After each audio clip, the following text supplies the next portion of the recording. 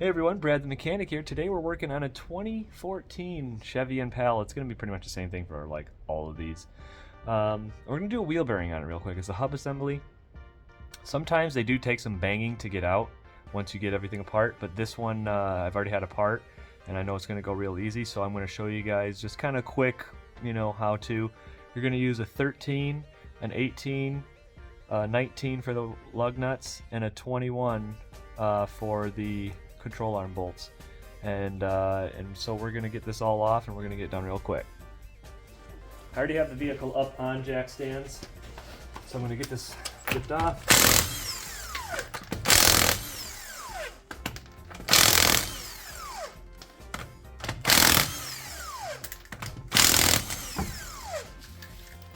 I like to take the wheel and set it underneath the vehicle so another safety just in case it ever comes down.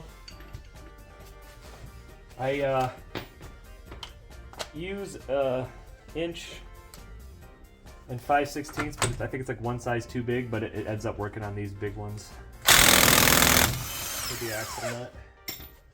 It does have a little bit of a Torx bit right here for the rotor retainer screw, so we're going to take that off. And what I like to do first is get the tie rod end off, because then I can move stuff around a little bit. Makes it easier to remove. Now these we got to smack. So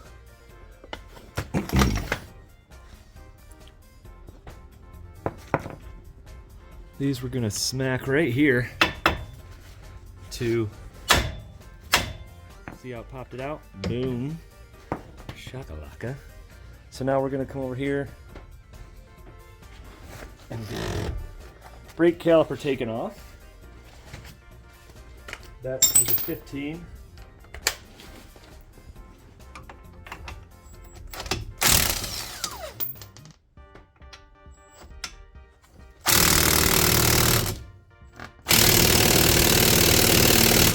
Oh, the battery might be dying in this.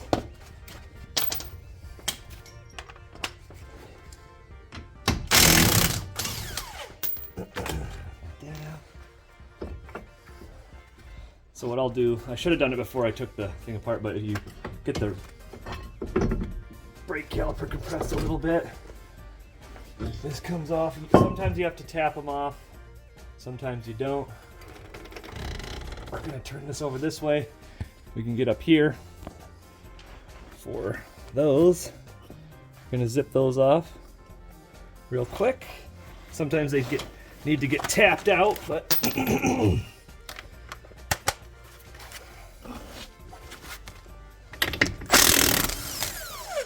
if you do set your caliper up here, make sure you use a wire or something to hold it so that it doesn't fall.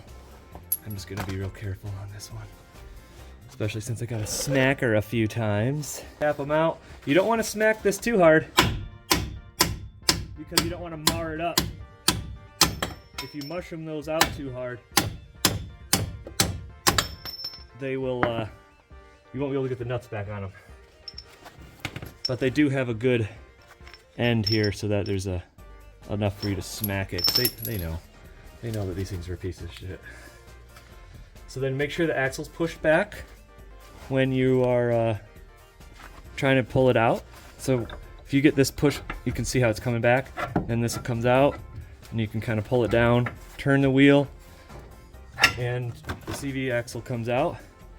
And then since the tie rod's off, we can easily turn this and get to the 13s that are in there on the back side of the wheel bearing itself. Now make sure you're unplugging the wheel speed sensor. This is actually usually connected right here. It's this little clip like that. But we'll put that back together when we are reassembling.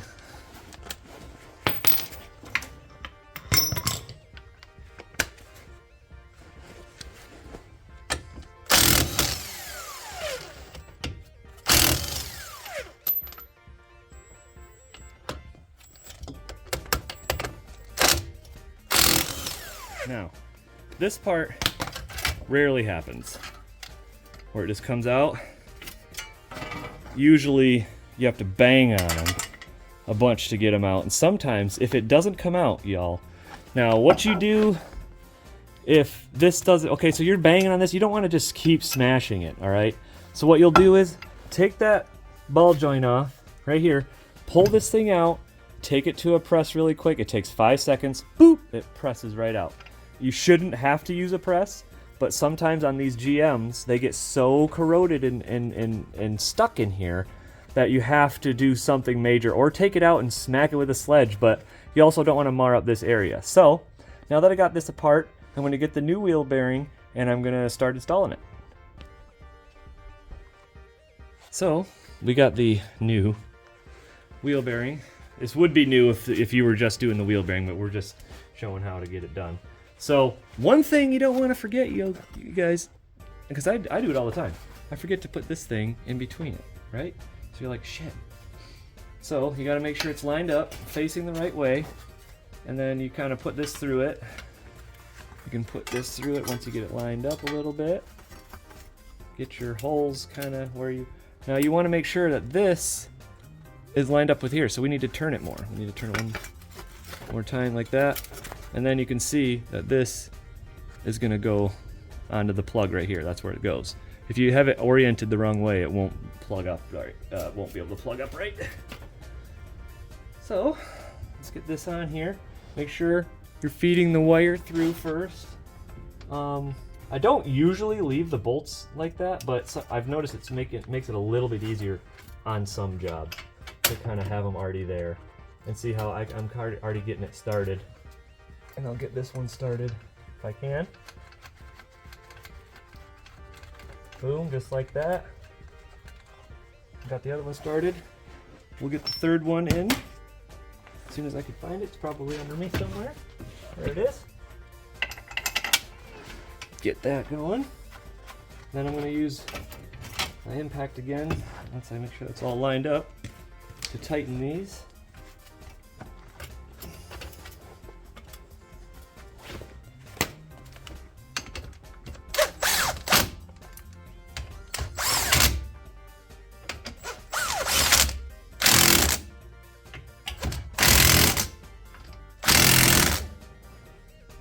Alright, so now I'm going to reinstall the CV axle.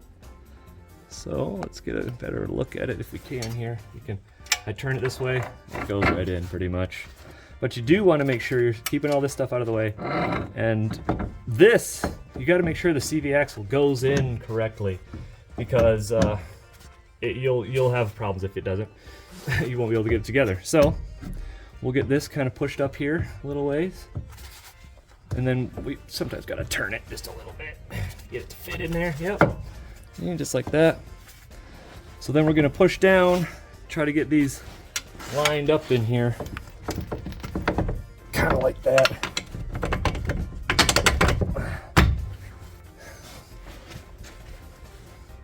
Then you just kind of push this until you get it into the right spot. Because once you got the top one in, it makes it a lot easier. So we can tap these in just a little bit. Now I did install them the opposite way that they were put in, but I've done it a few times, 100 times, and I never even pay attention to which way they go in. Sometimes they do have to go in on a certain side, but on most of these GMs it doesn't matter. This just has a shoulder on it to keep it from spinning inside of the strut or the knuckle once you get the bolts on. So we'll turn it this way and we'll get the nuts on. See, now if you smash this too much, these won't go on. So if you do, and as long as the threads aren't messed up, because you can leave the bolt on if it's all the way in and smash it, and then when you zip it off, it kind of helps undo that. But if you have to, just get a grinder. Grind them a little bit, as long as you're not messing with the threads.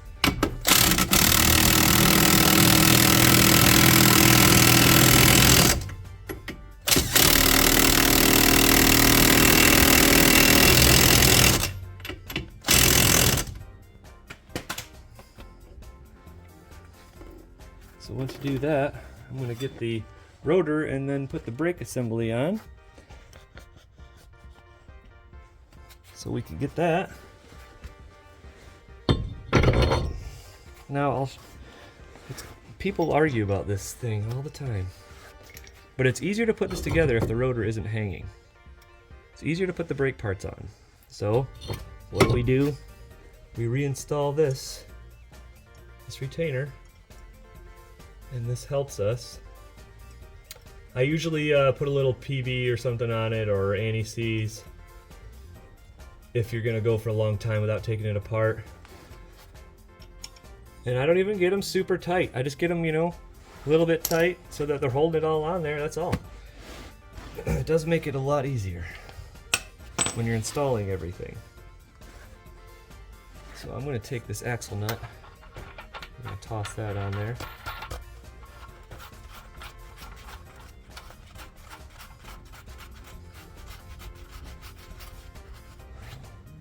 And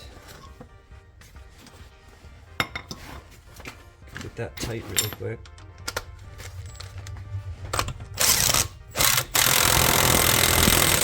I know, it's naughty. I know. I don't want to hear about it. This is just... I mean, some people say not to impact on these. On the hub assemblies, I mean, I impact them on almost all the time. Okay, we'll get the tie rod. You know what, we're not going to do the tie rod yet because we want to put the caliper on. So in order to make that a little easier, we turn the wheel, get the caliper on, make sure you can kind of sometimes fit your fingers inside it, kind of finger bang it in there, and make sure the caliper, or the rotor, or the pads, sorry, are pushed out far enough for this to go on the rotor. So then we'll get some of the bolts in. Sometimes it's a pain when you can't see back here, but it's almost like I do these bearings so often that I can just do it with my eyes closed almost. So then we get that going in there. We'll get the top one in. Sometimes you just got to move the caliper around a little bit to get the bolts where you want to get them. So now we will tighten those up. 15. Tighten those up. Boom, boom, boom. Okay. Now that we got that on there, have the tie rod end. So that goes in there. Oh, don't forget, you guys, this wheel speed sensor. Okay, comes up here.